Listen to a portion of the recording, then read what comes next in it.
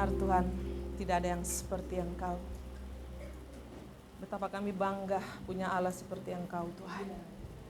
Terima kasih Tuhan Yesus untuk waktu dan kesempatan yang Kau berikan bagi kami pada sore hari ini Tuhan.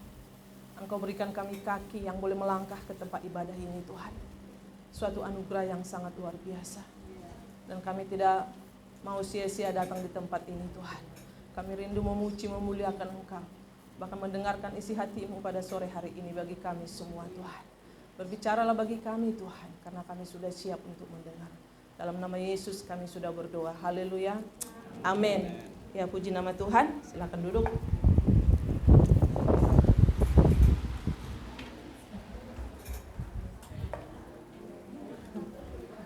Saya malah nggak kuat kipas nanti. Ya.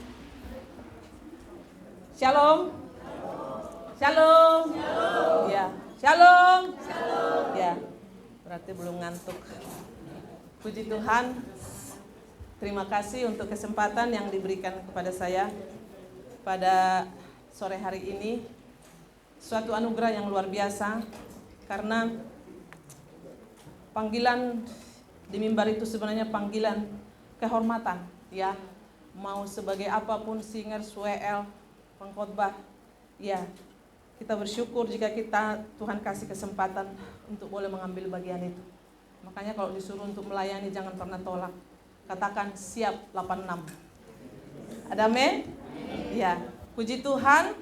Kemarin waktu Ibu Haryati menghubungi saya bingung kok hari Ibu ya gitu kan. Setahu saya apa Ibu Kartini gitu. Hari Ibu itu Desember kayaknya ya. Ya, ternyata Hari Ibu Internasional. Saya baru tahu ya. Puji Tuhan, kita buka dari Titus. Mungkin saya nggak perlu perkenalan lagi. Saya istrinya Pak John Pinaria. Ya, saya dari Sumatera Utara. Pak John itu dari Sulawesi Utara. Ketemunya di Jakarta. Ya, puji Tuhan, saya dari Batak. Pak Johnnya dari Manado. Kita ketemu di DKI. Ya, puji Tuhan, kita buka Titus. Ya.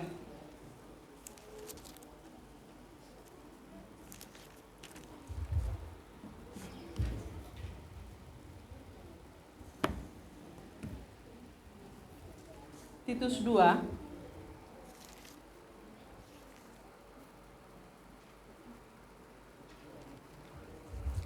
Titus 2 ayat 3 sampai 8.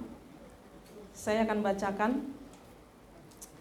Berhubung karena ini hari Ibu, ayat 1 dan 2 saya tidak baca, Bapak Ibu yang baca dalam hati. Saya langsung ke ayat 3. Ya. Demikian juga perempuan-perempuan yang tua, hendaklah mereka hidup sebagai orang-orang beribadah. Jangan memfitnah, jangan menjadi hamba anggur, tetapi cakap mengajarkan hal-hal yang baik. Dan dengan demikian mendidik perempuan-perempuan muda mengasihi suami dan anak-anaknya, hidup bijaksana dan suci, rajin mengatur rumah tangganya, baik hati dan taat kepada suaminya, agar firman Allah jangan dihujat orang. Demikian juga orang-orang muda, nasihatilah mereka supaya mereka menguasai diri dalam segala hal.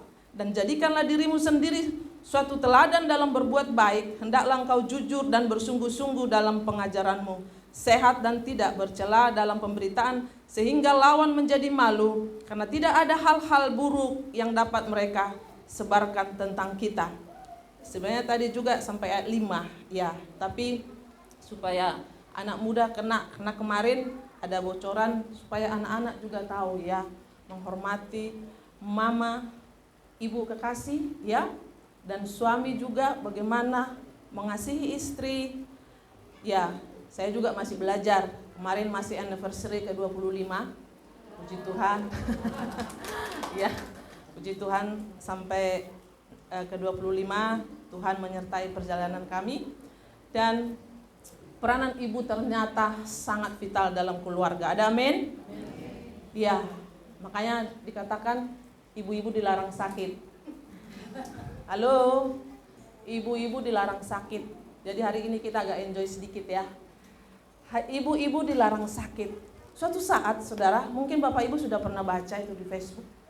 Seorang bos manajer perusahaan. Dia agak pusing, saudara. Terus dia pergi ke psikiater, psikologi ya. Dia bilang, kenapa Pak? Ini Pak, saya lagi pusing lihat istri saya. Emang kenapa istrinya Pak? Istri saya tidak bekerja. Mungkin sudah tahu ya. Emang Bapak yang siapin sarapan setiap pagi? Ya istri saya, karena dia tidak bekerja. Yang antar anak Bapak ke sekolah setiap hari, siapa? Istri saya Pak, karena tidak bekerja. Yang antar jemput anak sekolah, yang siapin sarapan setiap hari, istri saya Pak, karena tidak bekerja. Saudara yang dikasihi Tuhan, saya miris baca itu, karena saya seorang ibu. Saudara, ibu-ibu tidak ada istirahatnya dari pagi sampai malam. Kalau suami masih bisa di kantor, senyum-senyum sama sekretaris, sama siapa, bisa saudara, bisa. Tapi ibu-ibu mulai dari pagi sampai siang, sampai sore, sampai pakai daster saudara. Makanya pada hari ini supaya kita juga tidak ngantuk, betapa peran ibu-ibu itu sangat-sangat penting. Ya, bagi bapak-bapak, bagi anak-anak, dengarkan hari ini kita. Mungkin saya akan banyak, sepertinya lucu, tapi sebenarnya itu hal yang sangat luar biasa. Jadi berbahagialah ibu-ibu yang datang pada sore hari ini. Pasti kita diberkati dengan firman Tuhan ini. Tadi kita sudah baca. Ya, kita sudah baca ya, tadi itu dikatakan di situ, ya. Demikian jugalah perempuan-perempuan yang tua, hendaklah mereka hidup sebagai orang-orang beribadah. Jangan menfitnah, jangan menjadi hamba anggur, tetapi cakap mengajarkan hal-hal yang baik. Begitu sulitnya sebenarnya menjadi mama di dalam keluarga, tapi ibu-ibu harus melewati, ya. Sungguh sangat luar biasa ibu-ibu. Mungkin suami tidak menyadari. Suatu saat saya pernah lihat tukar peran dulu, karena suaminya selalu ngomel, ya. Aku pergi, kau pakai daster. Aku pulang, kau tidak pernah istilahnya cantik, rapi kelihatan. Saudara, suatu saat ditukar saudara. Ya udah, hari ini papa di rumah. Benar saudara, kacau semua, ya, berantakan semua, ya, berantakan semua. Bagaimana sambil hanya ibu-ibu yang bisa saudara. Saya pernah praktekkan dan ini ada suami saya, saudara, punya bayi, ya, nyalain kompor, goreng ikan saudara, cuci sayur sambil rendam baju, ya. Ini masalah-masalah praktis yang rindu saya bagikan pada hari ini. Ternyata saudara, terus sambil nyapu, sambil ini, kaki juga main, ngepel, semua dikerjain seperti itu. Laki-laki dicoba tukar peran hari itu saudara. Pusing, masih jam berapa, mama di mana? Mau pulang dong, gak kuat, anaknya rewel, ini semua. Belum suapin anak yang mulutnya dikancing. Setiap lihat nasi, saudara, di situ saya lihat. Saya mengalami itu karena memang kita keluarga yang sederhana, tidak pernah punya pembantu, jadi semua kita kerjain berdua. Puji Tuhan, Pak John ini gini, rumah dia tidak peduli mau berantakan atau bagaimana. Yang penting anak dikasih makan. Mau rumah kayak kapal pecah. Ternyata setelah saya coba, ya, waktu ibu kasih temanya, oh Tuhan, saya masih ibu muda lah ya, saya masih 52, masih muda pada tua ya? Muda ya, masih muda. Anak saya baru usia 24 paling besar, ya, belum punya cucu, berarti masih muda dong ya. Ternyata di dalam kabinet pemerintahan ada menteri-menterinya saudara. Tapi seorang wanita bisa menjabat berapa jabatan? Menteri Agama, mendidik anak dalam bidang kerohanian saudara. Ya, makanya ibu-ibu berbahagia pada hari ini. Menteri Pendidikan, dia mengajar anak-anak. Ya, dia mengajar anak-anak bagaimana supaya bisa membaca A, B, C, D sampai ini. Karena nanti suaminya marah-marah, kamu di rumah saja. Saudara yang dikasihi Tuhan, tadi saya baca ayat ini, ya kemarin waktu 4 hari lalu saya baca ya. Demikian juga perempuan-perempuan yang tua, hendaklah mereka hidup sebagai orang-orang yang beribadah. Maka saya katakan tadi, kita beribadah ibu-ibu, tapi kita juga harus ketika kita mendapatkan firman, makanya ibu-ibu itu memang harus lebih getol baca firman Tuhan. Ada amin? Karena apa? Saya katakan tadi Menteri Agama, Menteri Pendidikan. Ada lagi saudara yang lebih seru, saudara. Ya, dokter. Kalau anak sudah panas, kita sudah tahu di mana obat yang murah meriah. Ya, obat generik. Ya, menteri kesehatan, saudara. Ya, kita bisa jadi menteri kesehatan. Saya sudah tahu kalau anak saya mulai demam, oh ya, ini obatnya ini, paracetamol. Terus coba dulu kasih berapa hari, lama-lama kita jadi dokter. Pasti ibu-ibu bisa ketawa mengalami ini, apalagi mungkin oma-oma ya berjuang. Kadang di situ kita antibiotik kan banyak, gitu kan. Obat paracetamol juga banyak. Nah, kita mau kasih yang mana? Di situ butuh hikmat daripada Tuhan. Dan yang paling luar biasa lagi, saudara, menteri apa lagi? Saya sampai tulis di sini, Menteri Keuangan. Ini paling pusing. Suatu saat, minggu lalu ya Pak ya, kita beli bawang. Saya bilang berapa? 80.000. Kami kan, puji Tuhan, saya dengan suami ini tidak pencinta kuliner di luar. Karena kami dua-dua suka masak. Saudara, ketika bumbu ini dibeli, baru bawang setengah kilo 40.000, tomat ya sekilo 35.000, cabai saudara 35, 70 tambah 40 udah 110. Saya bilang, Bang kurangi dong Bang. Saudara, Menteri Keuangan, bagaimana memanage uang? Jadi peranan seorang ibu itu bagaimana? Karena ada juga ibu-ibu, makanya bersyukur ya. Bersyukur kalau dia seorang anak kos, biasanya ya anak kos, ketika dia masuk dalam rumah tangga, dia bisa membagi-bagi uang yang ada. Tapi kalau dia anak mami atau papi, berapapun dikasih uang dia habisin. Suaminya kasih uang, ini 100.000 sehari, habis. Dikasih 50, belum jam berapa udah habis. Jadi di sini kita melihat betapa pentingnya, betapa vitalnya seorang ibu di dalam rumah tangga. Hari-hari ini kita nggak bisa bohongin, ibu-ibu itu banyak stres. Karena kami punya jemaat ibu-ibu muda, bahkan sampai ada grup mak rempong, saudara. Ya, ada grup mak rempong, mereka ini 5, anaknya masing-masing 3, jadi anaknya 15, itu masih kecil-kecil. Itu grup mak rempong, tapi saya buat waktu itu, Bu, kami juga mau baca Alkitab. Saya buat mereka satu grup, satu hari 3 pasal. Puji Tuhan hari ini mereka sudah hari 300 keberapa, udah mau selesai. Dari Kejadian sampai Wahyu. Ternyata mereka itu bertumbuh di dalam firman. Karena hari-hari ini hanya firman Tuhan itu yang membuat kita bisa kuat. Ya, apa kata orang, apa kata dunia, terlalu banyak nonton ini, nonton itu. Saudara yang dikasihi Tuhan, saya sering dengar kayak drakor. Saya nggak pernah tahu bentuknya drakor kayak apa sih, gitu. Karena saya tidak mau buang-buang waktu ke situ. Bayangkan ya, seperti kami sama ibu gembala nonton drakor, apa jadinya jemaatnya, gitu kan? Iya kan? Makanya di sini kita Menteri Keuangan ini sangat-sangat kita harus bisa mengelola. Tadi saya katakan Menteri Agama, Pendidikan, Menteri Keuangan, Menteri Kesehatan, dan koki yang handal. Saudara, minggu lalu saya bawa firman di gereja kami. Suatu malam, ini bicara ibu-ibu ya, ini harus jalan. Sudah malam, dan kebetulan di tempat kami itu kalau malam itu memang agak sulit cari makanan. Tapi lapar perut. Nah, ini nih, peranan seorang ibu nih. Ini perkara-perkara praktis-praktis yang saya bagikan kepada ibu-ibu ya. Singkat cerita, ada satu telur di kulkas. Ada satu terong, itu diapain? Saya mikir, Tuhan, Pak, saya masak ya? Iya, silakan. Ini ceritanya sepakat. Saya iris bawang, saya iris cabai, bawang putih, bawang merah saya iris.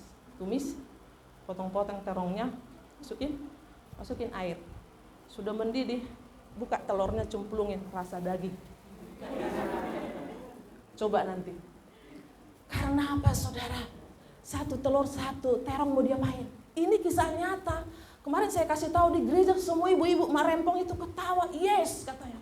Karena sekarang ini bagaimana saudara kita bisa memberikan, apalagi sekarang anak-anak kan anak-anak gaul, zaman gadget. Orang tua pusing. Makanya dikatakan ini saatnya ibu-ibu lebih banyak berdoa daripada banyak bicara. Ada amin? Kita banyak bicara percuma, lebih banyak berdoa itu lebih baik. Ya, mungkin bapak-bapak juga seperti itu kepada anak-anak sekarang. Bukan lagi banyak ngomong, banyak berdoa daripada banyak bicara itu. Saudara, lebih enak banyak berdoa. Karena hari gini anak-anak zaman now itu saudara sangat luar biasa. Kenapa saya katakan seperti itu? Kami sebagai Bapak Ibu Gembala menampung semua. Ternyata saudara, anak-anak zaman sekarang lucu. Orang tua juga nggak mau repot. Daripada berisik nih pegang HP. Anak 2 tahun saudara. Tahu dia cari semua. Tahu dia, bahkan dia bisa geser cari datanya di mana.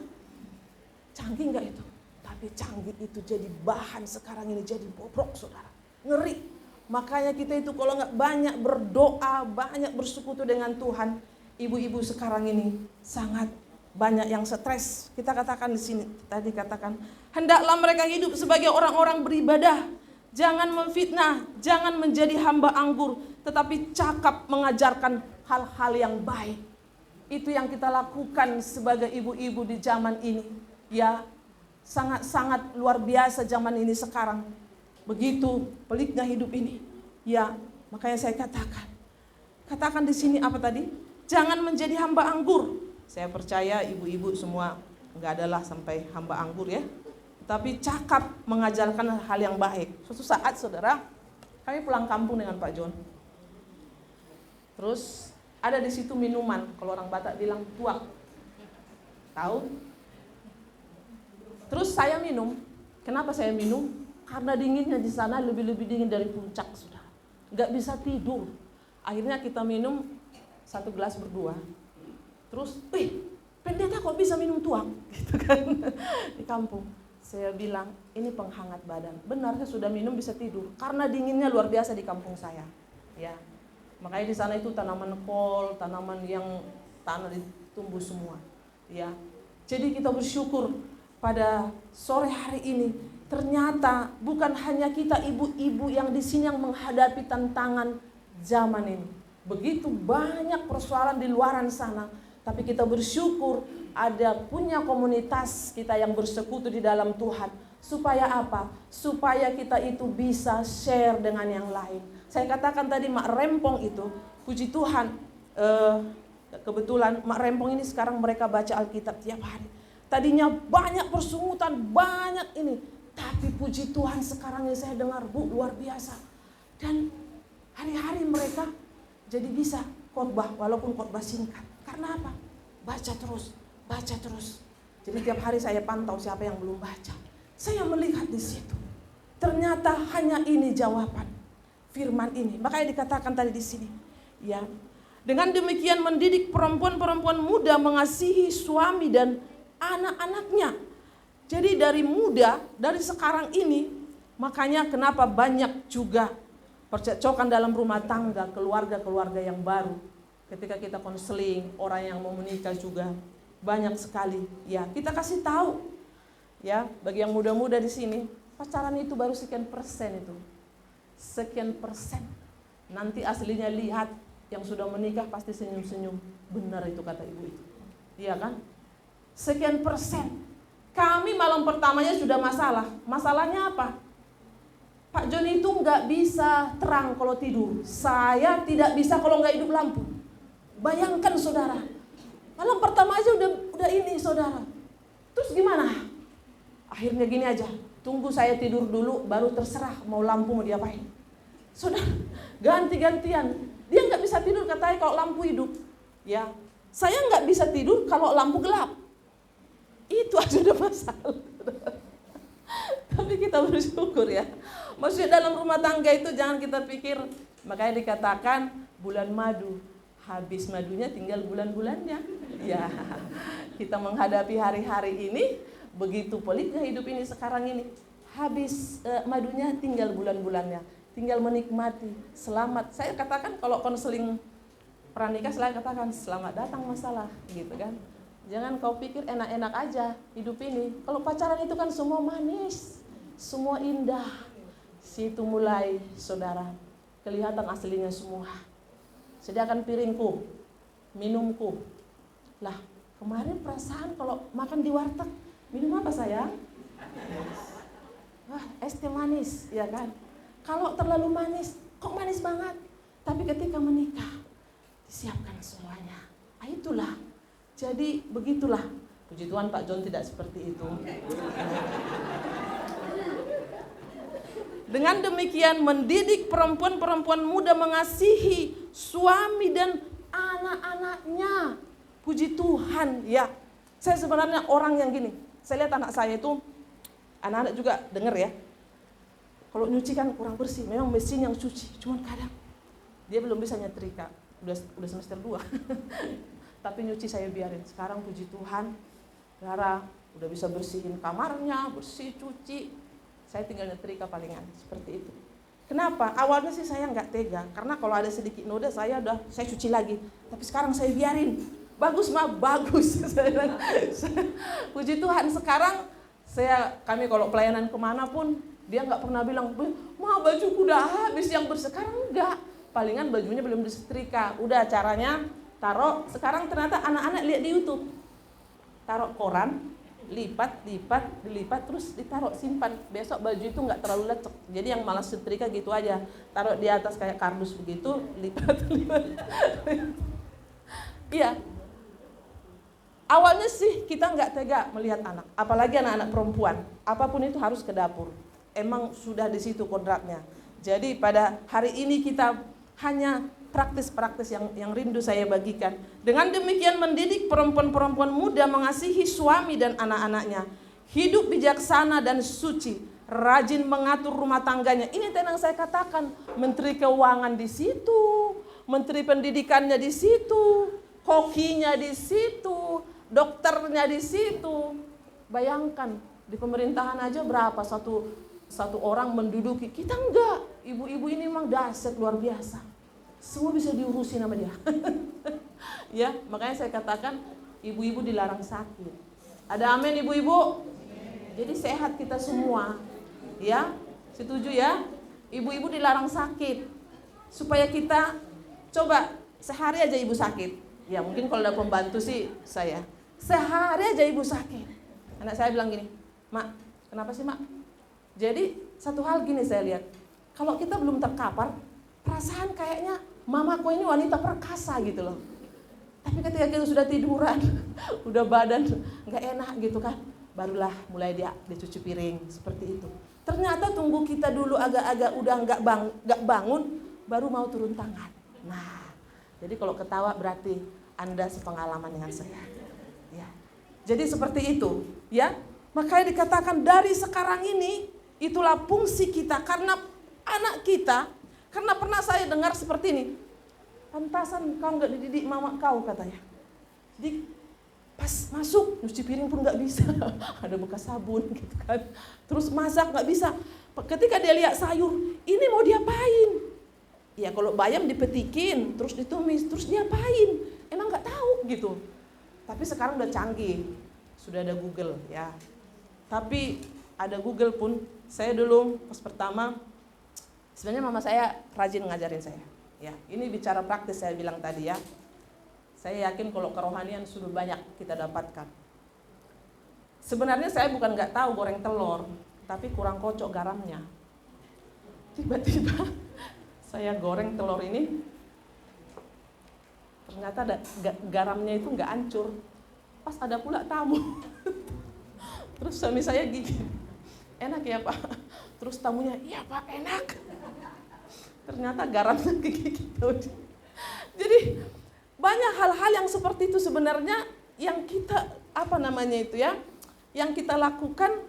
Tapi kalau kita mau belajar, ya akhirnya kemarin sampai kita jual ikan bakar di masa pandemi, saya jual ikan bakar sama Pak John.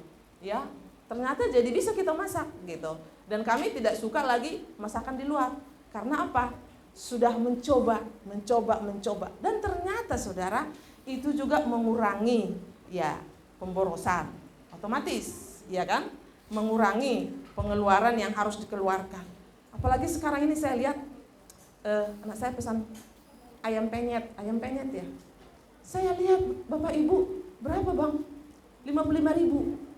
Saya bilang, ayam penyet 55.000. Iya mas, saya ada minumnya. Hari gini 50.000 saya udah bisa bikin ayam. Saudara, begitu susahnya cari uang sekarang ini, tapi bisa aja bilang, murah kok mah, 35, 55 gitu kan, 65. Saya pikir 65 itu bagi saya udah cukup untuk dimasak. Beli ayam separuh, pakai bumbu woku, bumbu rica-rica, enak, bisa 2 kali makan. Jadi memang ibu-ibu, ya ternyata begitu pentingnya peranan wanita di dalam, peranan ibu-ibu di dalam keluarga. Tahu nggak ibu-ibu lagu ini? Kasih ibu kepada beta tak terhingga sepanjang masa, hanya memberi tak harap kembali, bagi sang surya nyinari dunia. Sekali lagi, kasih ibu kepada beta tak terhingga sepanjang masa, hanya memberi tak harap kembali, bagai sang surya menyinari dunia. Ketika saya lihat ini lagu ini, saya pun lupa sebenarnya, makanya saya tulis. Saya ingat mama saya cuma sudah dipanggil Tuhan 18. Mungkin ini perlu juga disuruh katakan gini, Dek, kamu harus bisa minimal masak nasi. Ya, ini dan itu. Jadi ketika saya dapat lagu ini, saya ingat 18 tahun lalu. Ternyata ketika orangnya sudah tidak ada, makanya bagi anak-anak yang masih ada orang tua, jangan sampai kelewatan. Maksudnya ini waktu-waktunya, ini masa sulit, jangan kita lagi mempersulit. Ya, kalau enggak, saya selalu katakan di rumah, Dek, kalau enggak bisa membantu, minimal jangan mengotori. Ya, kalau enggak bisa membantu, jangan mengotori. Yang merasa anak, coba baca firman Tuhan. Ya. Kolose 3 ayat 20. Yang merasa anak, yang belum menikah deh. Tapi udah menikah juga, ada kok mamanya di sini ya. Ya udah yang merasa anak. Kita baca Kolose 3 ayat 21, 23. Hai anak-anak, taatilah orang tuamu dalam segala hal, karena itulah yang indah di dalam Tuhan. Mau nggak hidup indah dalam Tuhan? Ya itu lakukan ya. Hai anak-anak, taatilah orang tuamu dalam segala hal, karena itulah yang indah dalam Tuhan. Kenapa tadi saya katakan seorang ibu itu punya peranan penting, vital di dalam keluarga. Saya udah katakan tadi, saya udah buka yang seperti tadi bapak itu. Istri saya tidak bekerja, sebegini, begini. Dia tidak sadar bahwa betapa istrinya capek dari pagi sampai sore. Siapa yang masak? Istri saya, karena dia nggak seakan-akan harus ke kantor, baru itu namanya bekerja, harus gaji gitu ya. Di situ sering kita memang sebagai wanita, ya marilah melalui firman Tuhan pada hari ini. Ternyata begitu fungsi kita begitu luar biasa, menteri pendidikan, semua tadi dikatakan, menteri agama, menteri kesehatan, koki, dokter, semua dikatakan di situ. Nah, ada tip beberapa poin supaya kita tetap kuat menghadapi hidup ini ya. Yang pertama itu takut akan Tuhan. Amsal 31 ayat 30. Kita baca ibu-ibu. Amsal 31 ayat 30. Yang sudah baca, yang sudah dapat boleh baca 1, 2, 3.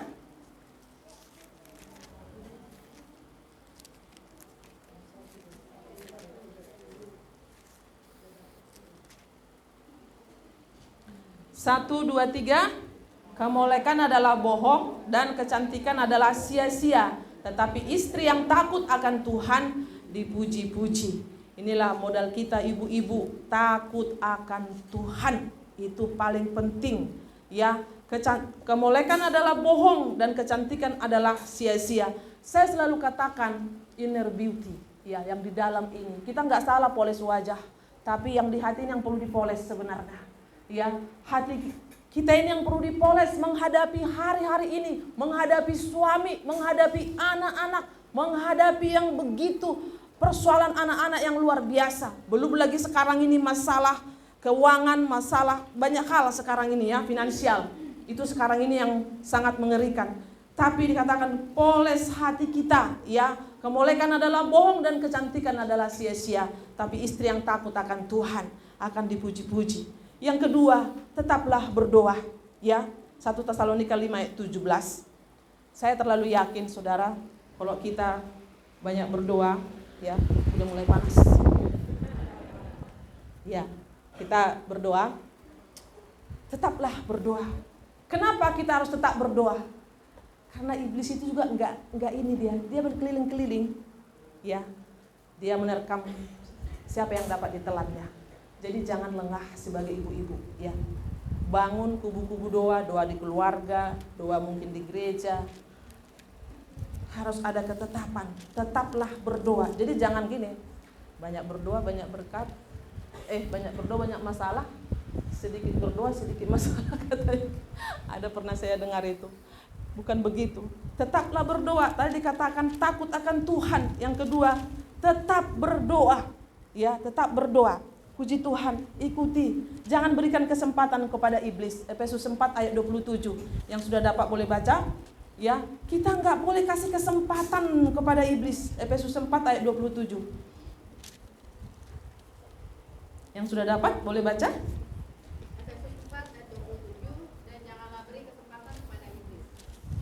Itu dia. Jadi kalau kita sudah mulai galau nih, bagaimana caranya ya? Gitu kan? Kayaknya hari ini hari sulit deh. Uang udah habis, terus gimana caranya? Jangan kasih kesempatan. Kita naikkan pujian. Tadi lagu yang sebelum firman itu setiap pagi saya nyanyikan itu. Ku bersyukur kepadamu, sumber pengharapanku, penolongku, ya Allahku, tiada yang sepertimu. Itu benar banget. Itu setiap pagi saya baru bangun itu yang saya nyanyikan. Jiwaku merindukanmu. Wah, kalau sudah naikkan itu air mata langsung. Karena apa? Hari ini coba nyanyikan lagu ini setiap pagi. Mungkin ada lagu favorit. Tapi lagu tadi aku bilang pas banget. Pas mau bawa firman. Aduh, maunya diulang 10 kali pun kayaknya. Sampai WL, aduh berapa kali lagi nih diulang ini. Kayaknya indah banget lagu itu. Itu lagu saya ketika bertobat. Ya. Saya bertobat tahun 91, tanggal 6 bulan 10. Ada retreat dari kampus. Saya ikut. Ketika mereka saya kan tidak ngerti artinya. Saya kan di gereja Batak dulu. Retreat, terus puji-pujian. Saya heran. Kok orang ini kok tepuk-tepuk tangan gitu. Terus ada kayak bahasa-bahasa ini. Saya mulai pusing tuh kepala saya. Terus kalau kau merasa ini, maju ke depan. Saya lihat pada maju ke depan. Ini orang-orang pada ngapain? Ternyata saya sudah maju. Saya sudah sujud di situ, baju saya sudah basah dengan air mata saya. Itu dia, ini pencurahan Roh Kudus. Jangan keraskan hati kita. Ada waktunya Tuhan begitu menjamah mengurapi. Dari tahun 91 tanggal 6 bulan 10 sampai detik ini, saya tidak pernah maju mundur, ikut Tuhan. Maju terus. Makanya saya katakan, siap 86. Itu kan kalau kenapa? Ya, sangat-sangat penting pertobatan kita itu yang Tuhan mau. Karena kalau sudah bertobat, ditanam benih akan tumbuh. Jangan seperti yang di pinggir jalan. Jangan seperti yang berbatu-batu, bahkan di tengah semak duri. Itu dia. Jadi, kapan kita bertobat? Aku udah bertobat belum ya? Masih ada nggak pertanyaan seperti itu? Kalau masih ada nanti temui gembala. Ya, aku kayaknya kok maju mundur gitu kan untuk ring Tuhan. Ya. Yang paling sedihnya kalau sudah melayani terus muntaber, mundur tanpa berita. Ya, saya gembala, saya tahu gitu kan. Kemana tuh muntaber? Muntaber bu, kemana? Mundur tanpa berita. Iya kemana? Ditelepon nggak diangkat. Ternyata sudah tergoda dengan cewek lain. Ya, tergoda. Hati-hati. Makanya anak-anak ini menyangkut. Dengarkan tadi kata orang tua. Maka dikatakan cakap mengajarkan hal yang baik, mendidik perempuan-perempuan muda mengasihi suami dan anak-anak, hidup bijaksana dan suci, rajin mengatur rumah tangganya. Ini sangat-sangat berat sebagai seorang ibu hari gini. Mungkin kalau dulu mama saya memberitahukan ini kepada saya, siap mah. Apalagi mah, sekarang kok dikasih tahu, gampang mah, ada pembantu. Kalau hidupmu enak, kalau hidupmu pas-pasan, gimana punya pembantu? Ya, jangan sampai saudara. Karena kalau kita malas, kita akan menjadi perusak. Ada di Amsal, saya lupa di mana.